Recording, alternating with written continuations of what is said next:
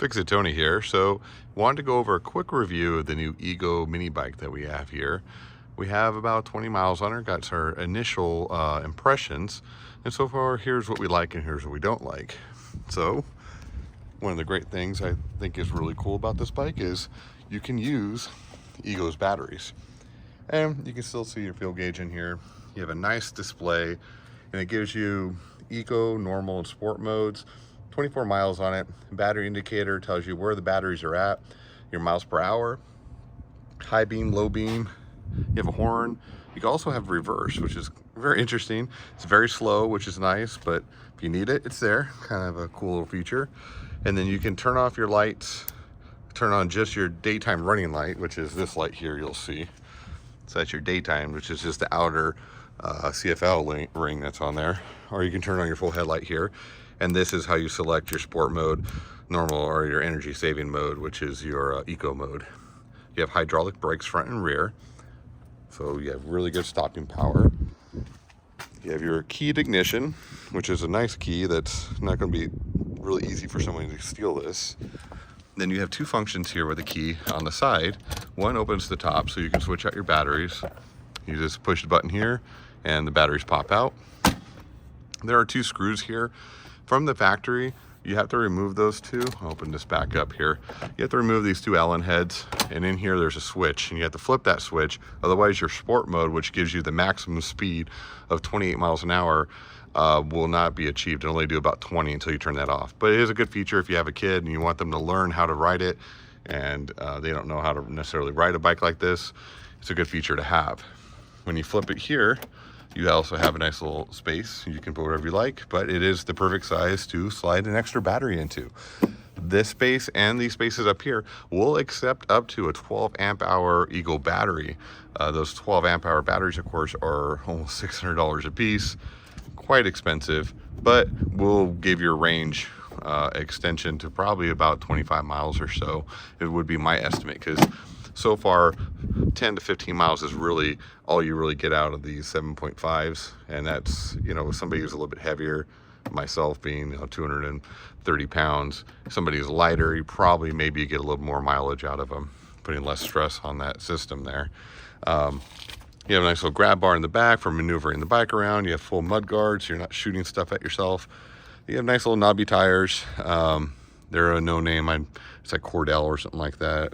Cordile. I don't know who that is. Never heard of them. I did add some pegs, which you can see my other video on how to source these, because once in a while you do want to throw a little kid on the back, you know, when your kid's on the back here, and you don't want them, their legs is dangling. So this gives you the ability for them to hang on and have somewhere to put their feet. You have a monotube shock back here.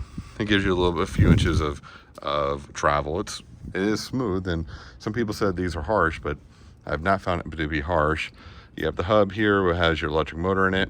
My guesstimate is probably a 1 kilowatt motor inside of here with the amount of torque that it puts out. And honestly, if they took the controller and modified it, you can probably get this thing to go considerably faster, because the wattage does drop off quite a bit as you go up, which means it's pulling wattage. So this thing probably capable of doing faster. Would I want to go faster? No. And then that's where I'm going to get into my dislikes. It has a very short wheelbase, and for those who have ridden mini bikes most of their life will understand what I'm about to say. When you have a short wheelbase like this and small tires, you kind of get a really darty feeling to the rake. You can see the rake of the handlebars is really mostly vertical, and that's probably just because of packaging. But it has a really darty feel at speed, and it gets some getting used to. It takes some getting used to. It does not feel like a motorcycle. It does not feel like a normal mini bike. It has a longer wheelbase, but it does feel like those older ones that had the shorter, where your steering doesn't feel as confident and it is more reactive, and it kind of feels like you're going to crash easy. You're not going to crash. It's just the way it feels. Not much you can do about that. All I can say is kind of be prepared when you get up to speed, get used to it, get comfortable before you start doing anything crazy on it because of that. Just working my way around the bike. That was about my only dislike.